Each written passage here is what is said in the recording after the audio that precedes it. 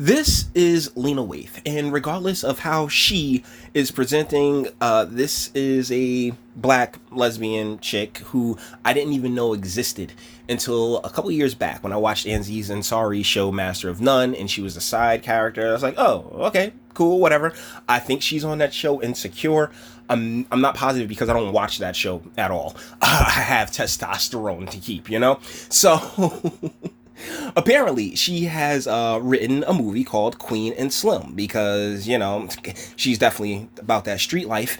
And so I looked up the synopsis of the story, right? And it's these two black people go on a date. Cop pulls them over. Cop ends up getting shot and killed. They go on a run and become folk heroes. And the, you know what I'm saying, like just representing so much pain and trauma and be... what I call it in the other video, BVMM, Black Victim Mentality Movement. Yeah, definitely a full-on BVMM movie. But it got me thinking, because I was like, wait a second, I've heard this type of shit before. I've heard of this type of movie before. And I'm about to really show you guys my age with this one. But back in the 80s, this movie right here, come on, pop up. Seriously? Seriously, Google? You playing this game right now? There we go. The Legend of Billie Jean. 1985 drama. Coming of age. Check out the synopsis. Hold on. Restless teenager Billie Jean Davy, Helen Slater, and her brother Binks, Christian Slater, dream of leaving oppressive Corpus Christi, Texas for Vermont. Ass sticks and Hexenhammer, how that's gonna go for you. when Binks' scooter is trashed by bully Hubie Pyatt, Barry Tubb, who was played by Barry Tubb, Billie Jean goes to ask Hubie's father, Richard Bradford, for $608 for repairs, only to have Mr. Pyatt try to forcibly enter her. As she flees, Binks finds... I'm sorry, not to laugh at it, but once again, this is all fiction. Like, please remember that. It is all fiction. These are stories that people write up and put down because, hey, yeah, they have a story to tell and a narrative to push, okay? And as she flees, Binks finds Mr. Pyatt's gun and unintentionally shoots him. Billie Jean and her brother go on a run, becoming folk heroes in the process. Like I said, it's a colorized twist. And that's what the movie's about. I heard... Hold on. It's a colorized twist on that. So... I'm not interested in keep seeing this Queen and Silm thing, but hey, let's go into a little bit of the making process. And she's here on another, like, the Hollyweird and what it does to people of darker complexions is just, whew, man, I don't know, I won't want it. Like, I really wouldn't want it. It's just, like, because you do realize we all going to die and our soul has to go somewhere, right? Like, so... like, but either ways, let's get into a bit of the thought making, the movie making process on this one, because real talk, the more interesting thing, this is why documentaries and the making of films are so entertaining, because the film itself is just a product that people and producers come together to make, and you know what's their thought process, because that's actually more important than the film itself. And that's what the movie's about. I heard that you were at socializing in Hollywood, and it was actually a white guy who came to you, a white writer man, who said, "Look, James Ray, yeah, a white man. Oh, you're a white male that came to you with this idea, huh?" I have an idea for a movie, but I can't do it. Like, he's copping to it. He couldn't do it. He's like, I can't write this story. And I was like, I can. And you... So, what's being admitted here is that this isn't even your story. It's just, it falls into my narrative, and I can write this. So, you didn't even have the original idea yourself. Jesus. Okay. Gave him credit. Yeah, well, yeah. So, did you give him money too? No, I was like, let's share story by. But I went and took that seat and went and wrote it by myself. Yeah. So. But that's the thing.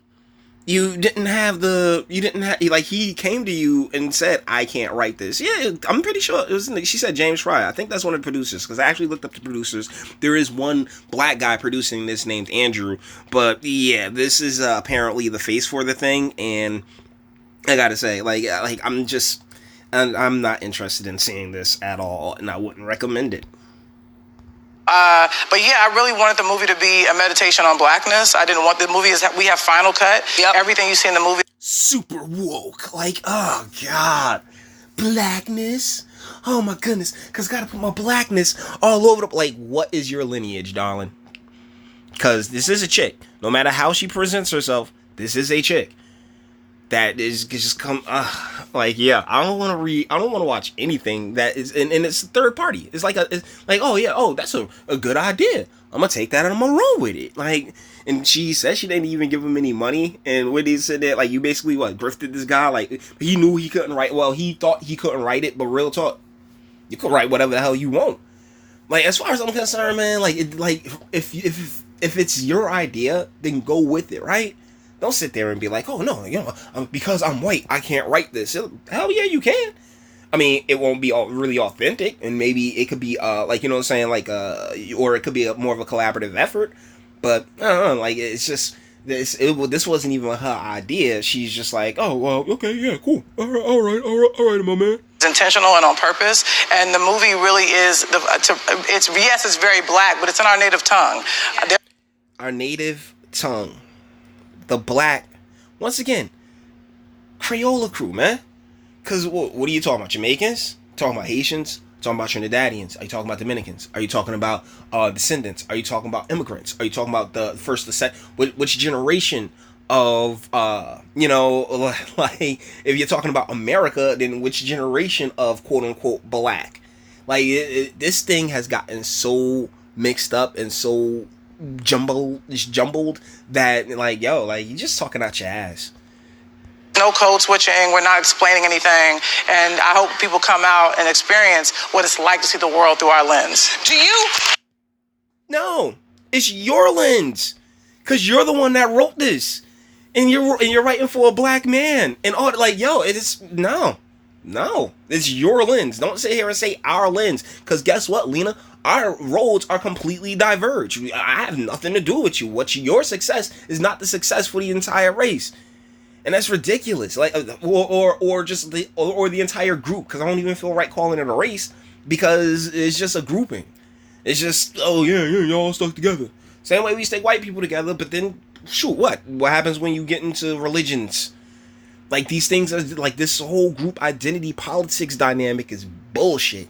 If you are going to sit here and rock under an identity, shit, rock under the flag or something like that.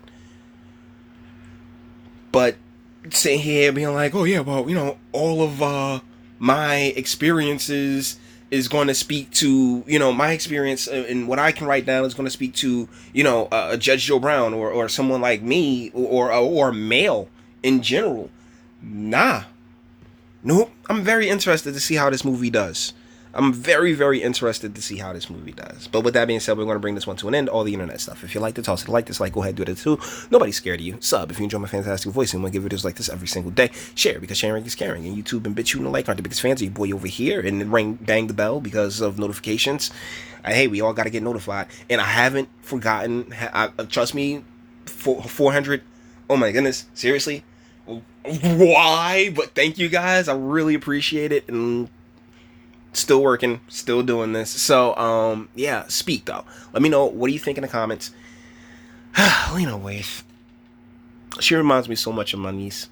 She really does, because it's that black lesbian vibe. I can't help but feel like she's like on some transition and shit. And I always think that Wendy Williams is on some transition and shit. So, either ways, I'm not like you're a broad. You can't have a brain transplant. So you may feel differently, because I really think this shit is mental illness. But whatever, you may feel differently, and that's what I have a comment section for. Have at it. Until the next one.